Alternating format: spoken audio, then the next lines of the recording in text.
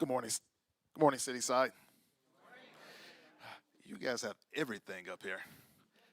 Beautiful, beautiful music, a beautiful, loving, spiritual community, a beautiful space. I mean, you guys are really blessed. You guys are doing something. You guys are doing something, and really, and believe me, the universe knows that you guys are doing something, and the universe, I believe, is responding in kind to you. So keep on doing what you're doing. Keep on doing what you're doing. It's good to be here this morning. I popped in last Sunday and sat in the back over there and heard Mark Anthony Lord speak, and really enjoyed his message. And I had been saying for a while that I'm gonna pop in when I had a free Sunday where didn't have to speak, or where I would just pop in. So I'm like, you know what? Last Sunday was a free Sunday, so I'm saying I'm gonna go up north to City Side and just be a part of the spiritual community. And so thank you for that experience last Sunday. It is good to be here on this Sunday, and you're in a new series, and you're working with the book, The Divine Matrix. And I find this book to be a fascinating book. If you have it, I'm sure you are being enlightened. If you don't have it, you might want to consider getting the book and exploring it a little bit. One of the things about the Divine Matrix is this. The Divine Matrix is the bridge between the seen and the unseen. And Mark talked a little bit about that last week. He said it's the bridge between the seen and the unseen, where human consciousness interacts with the quantum field. The universe is not just a collection of separate objects, but an interconnected web where energy and information flows seamlessly. So Mark talked a little bit about that last week. That pretty much the universe isn't just put together haphazardly. There's this interconnection, and there's law and order in the universe. There's a process by which everything is brought about. It's just, things just simply don't happen. And this is bringing me into my topic this morning about beliefs. Beliefs connects our experiences. Things just simply don't happen. We are not just simply here in this room by accident. This spiritual community was not just simply formed by accident. You guys just aren't together on a weekly basis just by accident, just because you love one another, which is a good reason to be together. But you're together. We're together. We're connected by this thing we call by right of consciousness. We're in each other's lives for a reason. I don't know fully the reason I'm in your life, and you don't know fully the reason you're in my life. But we're in each other's lives. Otherwise, I would not be here, and you would not be here, right? Yeah. So the Divine Matrix serves as the mirror in our world of the relationships that we create in our beliefs. From a spiritual and personal perspective, the interconnected quantum field in the Divine Matrix suggests that we are not separate from the universe, but deeply woven into its fabric. This means our thoughts, emotions, and intentions have a direct influence on the world around us. So we influence the universe. We influence the things that are happening in the universe. We influence the things that are happening in our lives. Once again, the universe just simply does not sit there, not doing something. The universe is always doing something. And the something that the universe is always doing is this. The universe is always responding to us. So since the universe is always responding to us, one of the things we must ask ourselves is, what am I putting out there in the universe? What are some of my thoughts? What are some of my emotions? What are some of the intentions that I have put out there? In other words, life just simply doesn't show up and happen to us, but we are active participants in the things that happen to us in life, whether good, bad, or indifferent. I am an active participant in the things that happen to me in life, whether good, bad, or indifferent. Things that simply don't show up at my doorstep, and I say, where did that come from? Now, at that moment, I might not necessarily know where that thing came from, or where that situation came from, or where that person came from, but things simply do not show up at my doorstep by themselves. I might have to go and step aside for a moment, or go into another room, or sit down somewhere and begin to process some stuff. But no, this that has shown up at my doorstep has shown at my doorstep through an invitation. Through an invitation. And get this, sometimes we don't even know that we are putting out invitations. Has anyone ever showed up? Has anyone ever showed up at a party that you had and you know you did not send them an invitation? Or even vice versa, have you ever shown at somebody else's party and you did not receive an invitation? I remember some years back, I used to have some holiday parties years ago, and my house became so packed for this Christmas party, and people were showing up, and I began to ask some of the people who showed up, and someone got mad at me. I'm like, who are you? Why are you here? Who invited you? So sometimes I gotta ask myself those questions when things show up, because I have placed the invitation out there, and somehow other folks got the vibration of that invitation. And they knew, and I guess somewhere in the vibration, they knew that I wanted a lot of people at the party. But it became a little overwhelming for me.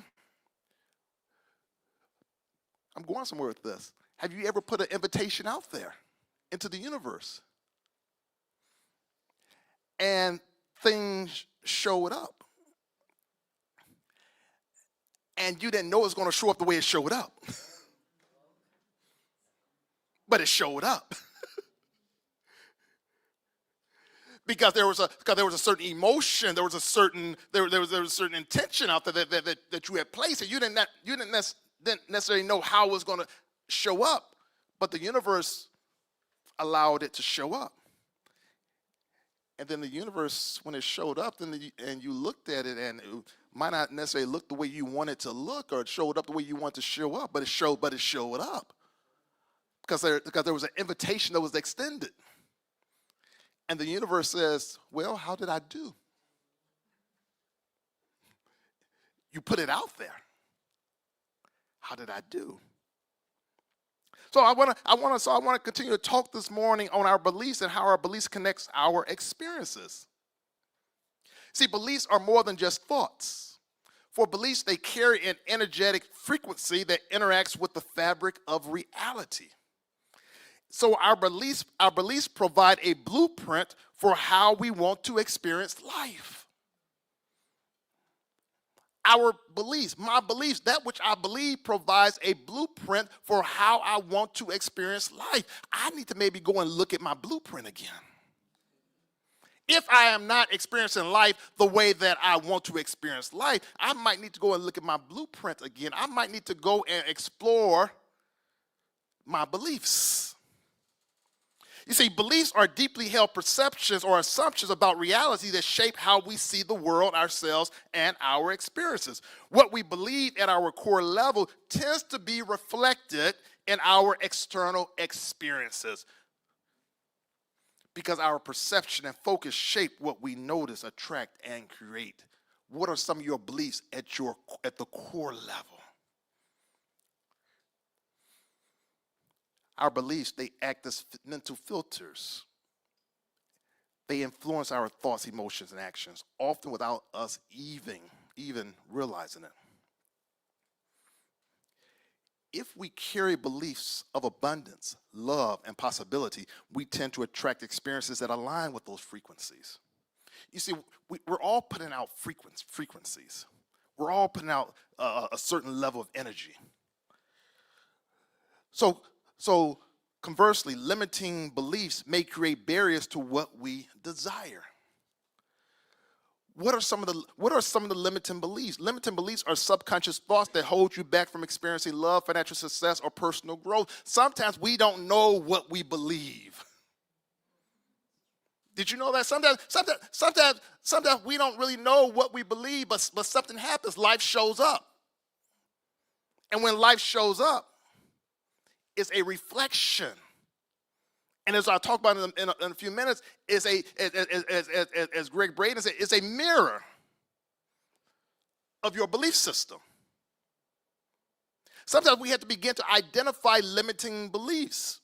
And what are some limiting beliefs? Do you believe that love requires a struggle? That if I'm going to experience love, there has to be some struggle involved in it. See, one of the things about that is this.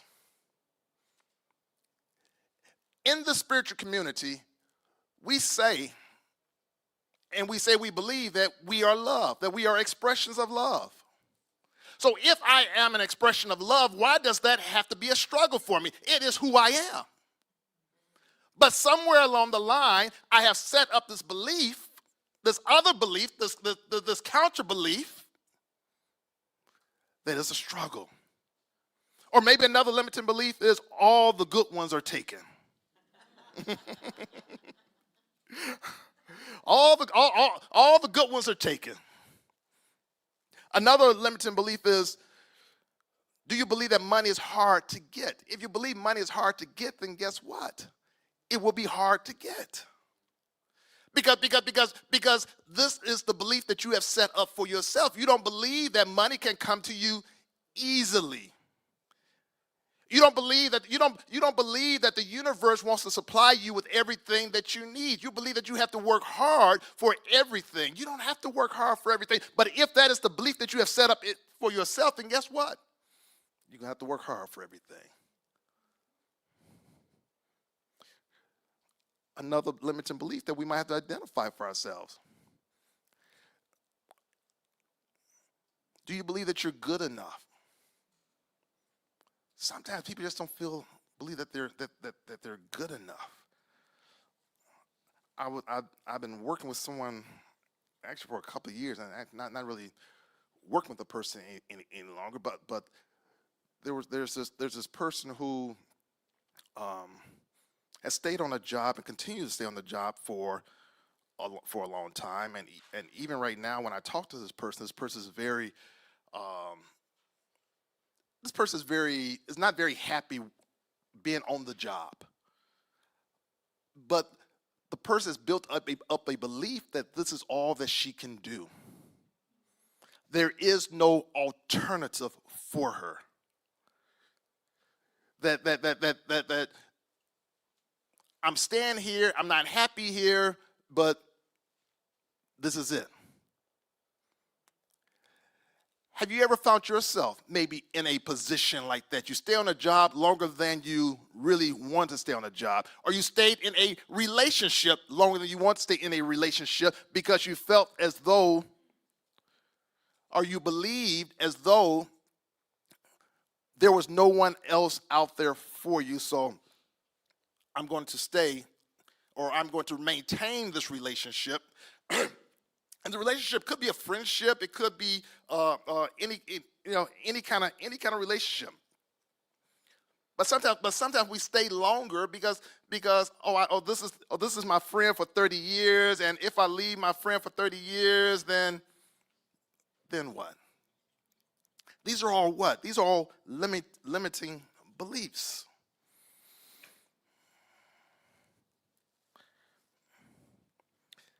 Beliefs are something that we all have, though. You can't stop someone from having a belief. And you can't stop yourself from having a belief. But what you can do is if there's a belief that you have that is limiting your potential, that is limiting you from expressing the divine within you, if there's a belief that you have, one of the things you can do is this. You can shift your thoughts. You can shift how you think about something. You can shift how you look at something. And you can begin to do this. You can begin to create a new belief. Nobody said that you ever have to die or make a transition with the same belief that you had when you were born. You can change. I can change. Repeat after me. I can change. I can change. Say, change is possible. Change is possible. I can believe something new. I can believe something new. So Braden suggests that the universe functions as a mirror, reflecting back to us the beliefs we hold at the deepest level. Oftentimes, we are unaware of some of the beliefs that we hold. So life is our greatest teacher, and we're always in a classroom. We're always in a classroom. Life will always show us what we believe. And instead of fighting what life is showing us, we should take notes and begin exploring our belief systems and see if there are things I need to either reinforce or completely change. So let me not just simply fight life and say and say this is not who I am. This might be who you are. And it might not be bad, might not be good, it might be but let's not continue to fight life and say this is not who I am, for there might be an aspect of you that you just simply don't know about yourself. Because I'm always exploring myself. I mean, there's things that I have encountered, and a thought will come up in my head about a certain thing, and I'm like, oh, where did that thought come from? Do I really believe that about that person? Do I really believe that about that group? Do I really believe that? So sometimes you have to question yourself, because sometimes the beliefs we have are so woven into us, or so deep in our subconscious that we don't even know it. And this might not necessarily be the place. But I won't hit on it too much here. But it just popped into me. There are things. Remember, we are eternal. There are things that our soul carries that we might not necessarily have picked up in this particular lifetime, in this particular incarnation. I don't want to get too deep into that, but I think some of you understand what I'm talking about here. So sometimes when life shows up and things show up in our life, one of my mentors, one of my spiritual teachers told me that one of the things you need to do is just simply, when things show up, simply put it on the table and you deal with it when it shows up from the subconscious phase of your soul, to put it on the table and deal with it. You might not even knew that it was even there. But since it came up, since it's showing up in your life, let me deal with this thing right now. Because if I don't deal with it right now and I try to press it back down in my subconscious, then guess what? All I'm doing is saving it for another day.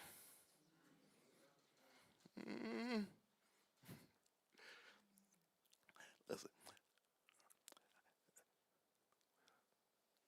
One of my favorite teachers, Joel Goldsmith,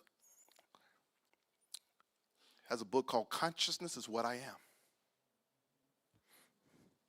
The whole premise of the book is whoever I believe myself to be, that is who I am by right of consciousness. Who do I believe myself to be? Who do I believe myself to be? Because, and can I bring myself to the point where I'm showing up in life like this? Consciousness is what I am. The wonderful thing about beliefs is that they are not fixed. In other words, they can be shifted. They can be reprogrammed to align with the experience that you want to create. What experience do you want to create? You don't have to be fixed. I don't have to be fixed with a particular belief. What experience do I want to create? Because the universe is waiting for me to determine that experience. And once I determine that experience, by creating that belief, the universe is ready to respond immediately for me. Do I want to create an experience where I experience love all the time?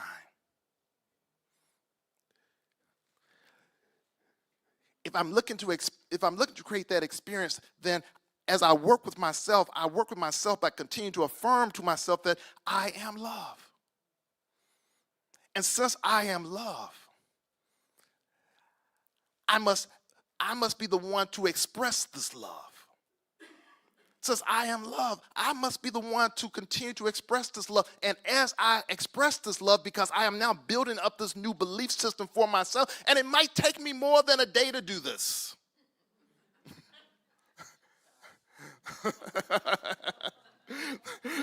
but let me continue to work on myself.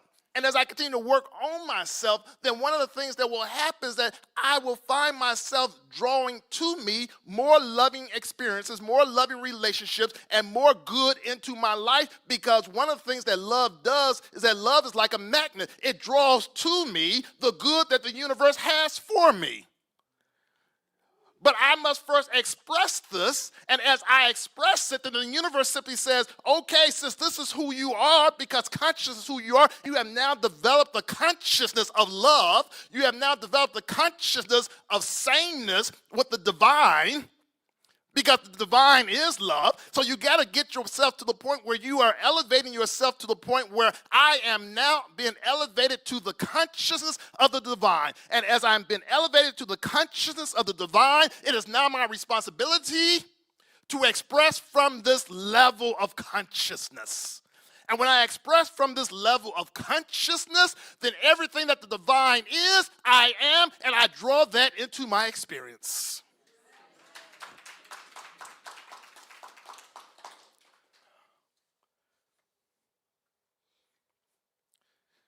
Ernest Holmes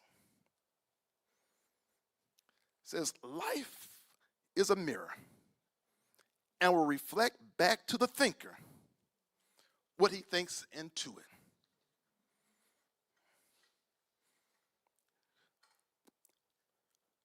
My minister,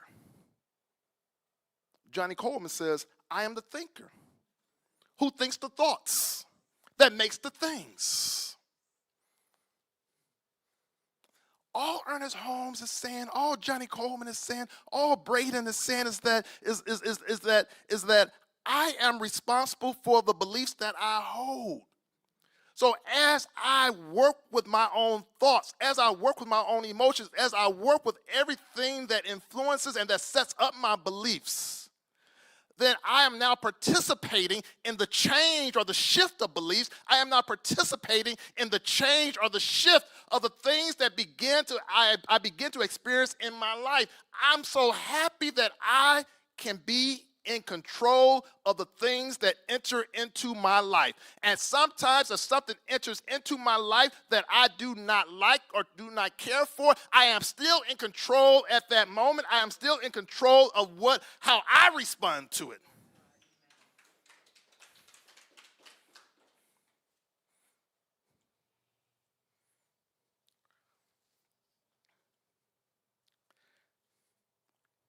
So we are constantly programming our reality. The subconscious mind, where our core beliefs resides, operates like a software program that runs automatically. So to change our experiences, we must shift limiting beliefs and align them with what we desire. So since the subconscious mind, where our core beliefs resides, operates like a software program that's always running automatically, then I must make sure that I am programming the subconscious mind with the thoughts, the feelings, the emotions that I want the subconscious mind to run. I just don't want to leave it up to, let me put this, I don't want to leave it up to you to play stuff in my subconscious mind. I want to make sure that, see, I am the gatekeeper. You are the gatekeeper. You want to make sure that the things that are placed in the subconscious mind, you want to make sure that that the things that are placed there are things that are love, that things are uplifting, that things that are motivated.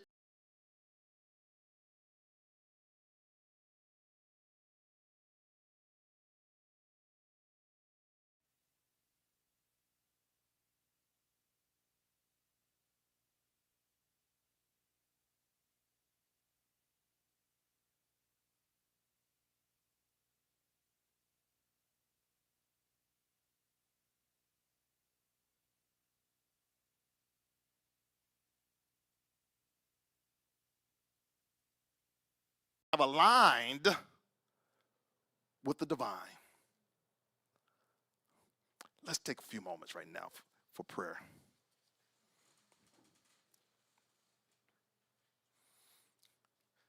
Just turn within right now.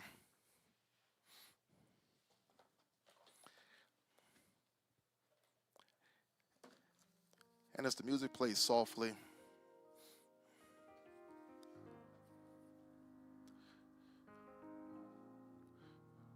know that you are one with the divine.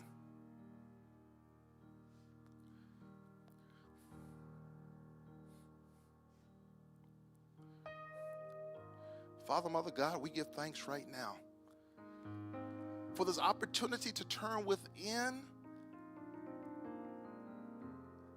and touch the divine. Come into a conscious awareness of our oneness with the divine.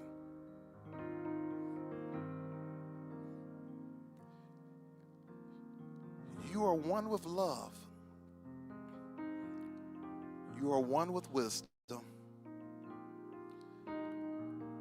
You are one with strength. You are one with power. You are one with the presence. There's just one. One power, one presence, one love. There's just one. Allow yourself to flow from that one. You are not separate from your good, but you are one with your good.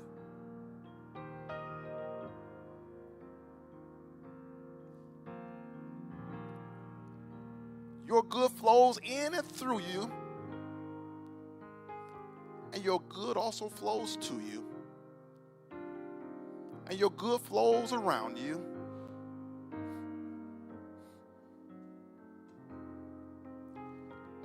Your good is God, and God is your good.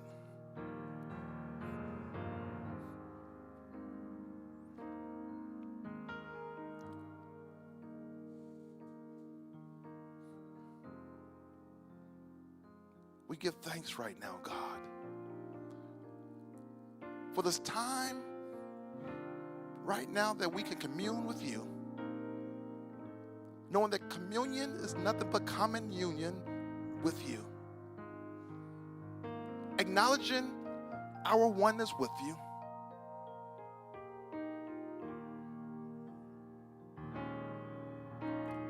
Feed us however it is you need to feed us. Speak to us however it is you need to speak to us. Guide us wherever it is we need to go. For of ourselves we can do nothing. But with you, we know that all things are possible. So we release any belief of separation. We release any belief of struggle. We release any belief of not having enough. We release any belief that is not in alignment with our true nature.